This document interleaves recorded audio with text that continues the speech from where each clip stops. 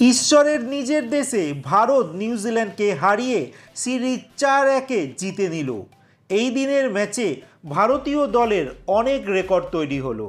তিরুভান্তাপুরমের এই ম্যাচে ভারত টসে জিতে ব্যাট করার সিদ্ধান্ত নেয়, যেখানে শুরুতেই আজকে আবারও আউট হয়ে যায় সঞ্জু স্যামসন। তিনি মাত্র 6 রান করেন। তারপর অভিষেক শর্মা 30 রান করে আউট হয়ে যান। এরপর দলের ব্যাটিং সামলান ঈশান কিষান ও সূর্যকুমার যাদব।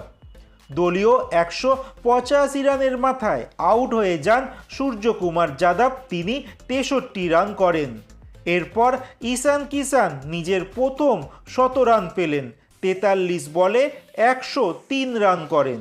নির্ধারিত 20 ওভারে ভারত 5 উইকেটে 271 রান করে, যা টি-20 ক্রিকেটে দলীয় সর্বোচ্চ স্কোরের নিরিখে টপ 5টি হাইয়েস্ট স্কোর ভারতের 3টি স্কোর জায়গা করে নিল।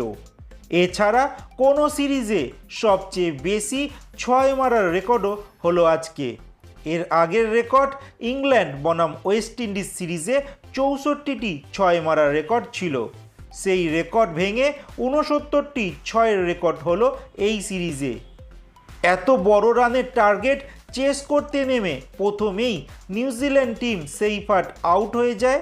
তারপর দারুণ শুরু করলেও 117 রানের মাথায় ফিন অ্যালান আউট হয়ে যান, তিনি 80 রান করেন।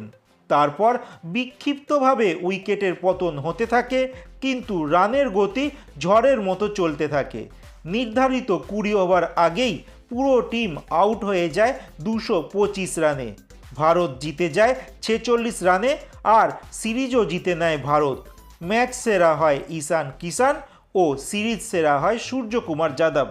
আগামী 7 ফেব্রুয়ারি টি-20 বিশ্বকাপ শুরু হতে চলেছে। সেখানে নামার আগে ভারতের প্রস্তুতি ভালোভাবেই ভারত সেরে নিল।